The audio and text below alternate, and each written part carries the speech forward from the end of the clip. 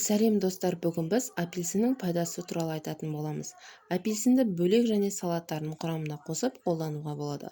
Оларды ет тағамдарына ерекше дәм беру үшін де қосады. Сондай-ақ апельсин шырындарынан мармеладтар, косметологиялық маскалар жасайтын болады. Апельсиннің құрамындағы кальций сүйек тіндерінің негізі болып табылады. Ал апельсинді үнемі тұтыну арқылы сүйекті қатайтуға болады. Сонымен бірге апельсин жүрек және қан тамырлары үшін холестерин деңгейін төмендетеді және қан тамырларында холестериннің түйіншектерінің пайда болуына жол бермейтін болады. Жүйке үшін апельсиндегі фолий қышқылы ересектер мен балаларға неврологиялық бұзылулардың пайда болуына жол бермейтін болады. Сондай-ақ апельсиннің көмегімен көңіл күйді жақсартуға да болады.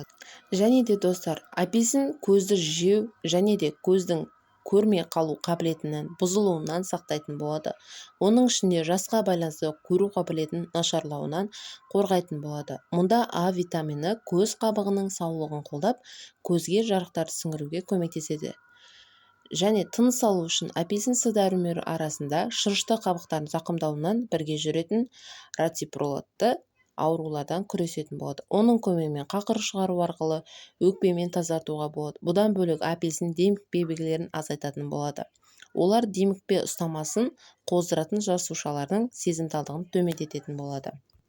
Және де келесі, асқазан мен ішек үшін апельсин мәйлігіндегі талшық ас қорыту жүйесінің жұмысын жақсартуға көмектеседі. Цитрус жеміс ішектің тітіркену стимулдарын күресіп, іш қату мен іш өтуді жоятын болады. Сонымен бірге апельсинге ас қорыту шырынын өндірулерге ынталандырыла және де гастриттен артылып отырып, асқазанның қыжылдағын төмендетуге болады. Бүйрек үшін апельсин бүйрек үшін тас жиналу қаупін азайтатын болады. Тері үшін апельсиндегі С дәрумені коллаген шығара отырып, терінің жағдайын жақсартады және әжімдерді азайтады.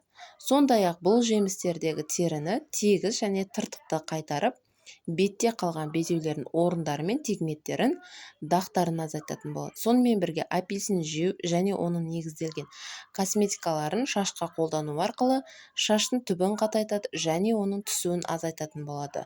Цитрус жемістері шашты сау, көлемді әдемі ете отырып, бас терісінің қан ағынының түсуін ынталандыратын болады. Иммунитет үшін С дәрумені вируспен күресуге көмектеседі және суық тию мен ауамен жұғатын аурулардың қайталануына болдырмайтын болады. Сондай-ақ аскорбин қышқылы рак клеткаларының пайда болуына жол бермейді. Апельсиннің зиянымен қарсы көрсеткіші. Кейде сатып алған апельсиніміз қышқыл болып шықса, онда не істеу керек?